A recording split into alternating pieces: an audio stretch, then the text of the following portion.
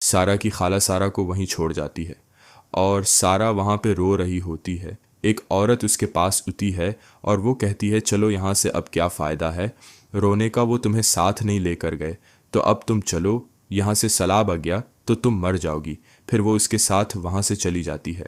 सारा बहुत परेशान होती है कि अब मेरा क्या होगा, मैं तो बहुत अकेली हो गई हूँ। खैर, ये काफ़ी दूर चले जाते हैं और वहाँ पे एक ऐसी जगह पहुँचते हैं जहाँ कैंप वगैरह होते हैं। फिर वहाँ पर आर्मी की फ़ौज उनको उतारती है और फिर ये लोग हैरान हो जाते हैं। जगह देखते हैं कि कौन सी जगह है, हम कहाँ पर आ गए हैं। लड़की सोचती है ये नई जगह है, क्यों ना मैं यहाँ पे अपनी कोई जॉब का पता करूँ। और वो फिर उस औरत को साथ लेकर जाती है और जॉब के लिए जा रही होती है। इधर उधर देख रही होती है तो वहाँ पे एक बूढ़ी औरत नज़र आती है और दौर से एक ट्रक आ रहा होता है जो उस औरत को मारने ही वाला होता है और लड़की इस बूढ़ी औरत को बचा लेती है।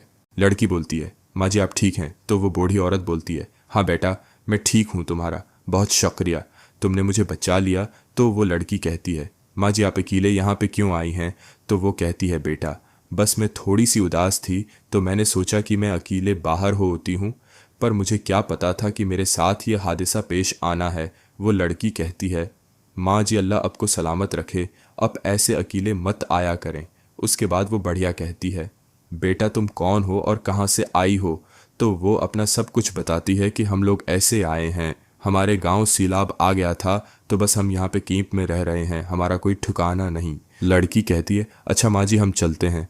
वो दोनों जा रही होती हैं और बूढ़ी औरत सोचती है कि क्यों ना मैं उसको अपने पास रख लूं। और बूढ़ी औरत उनको रोकती है और कहती है कि क्या तुम लोग मेरे साथ चलोगी, मैं तुम लोगों को अपने पास रखूंगी। लड़की को बोलती है, तुम मुझे संभालना, और दूसरी को बोलती है, तुम मेरे घर का काम करना। तो वो दोनों मान जाती हैं और खुश हो जाती हैं। और बूढ़ी औरत कहती है, परेशान होने की ज़रूरत नहीं है, मेरे घर में ऐसा वैसा कोई मसला नहीं है, तुम लोग वहाँ पर सेव रहोगी। वो लड़की कहती है, ठीक है माँ जी हमें कोई एतराज़ नहीं है। फिर वो दोनों बूढ़ी औरत के साथ वहाँ से चली जाती हैं और एक बहुत बड़े और प्यारे घर के बाहर होती हैं और बूढ़ी औरत उनको अंदर ले जाती है। जब ये घर के अंदर जाती हैं तो ये हैरान हो जाती हैं। बहुत प्यारा घर होता है, महल की तरह बना होता है। बूढ़ी औरत अपनी दूसरी काम वाली को बुलाती है और उसको कहती है कि ये उसको ले जाओ और उसको सारा काम सिखा दो। फिर वो उसको इस औरत को ले जाती है। लड़की वहीं पे खड़ी होती है और वो लड़की को कहती है कि आओ बेटा मेरे साथ में, तुम्हें अपना घर दिखाती हूँ। लड़की उस बूढ़ी आमा के लिए सूप बनाती है और फिर उसके लिए सूप लेकर जाती है तो बूढ़ी आमा तस्बीह पढ़ रही होती है। फिर वो उसको बोलती है, बेटा अज मेरे पास बैठो। तो वो उसके पास बैठ जाती है तो बूढ़ी आमा इससे बातें करती है, इससे पूछती है तुम्हारे घर में कौन कौन है। तो वो सब कुछ बता देती है कि मेरी माँ नहीं है, मैं अपनी खाला के पास रहती थी तो वो भी मुझे छोड़ गई हैं, मैं बहुत अकेली हो गई हूँ। तो बूढ़ी औरत कहती है, तुम परेशान ना हो, मैं तुम्हारे साथ हूँ, मुझे अपनी माँ ही समझो। खैर लड़की रात को सोते हुए सोचती रहती है कि ये बूढ़ी औरत कितनी अच्छी है, काश ये मेरी माँ होती। और फिर वो सोचते सोचते सो जाती है।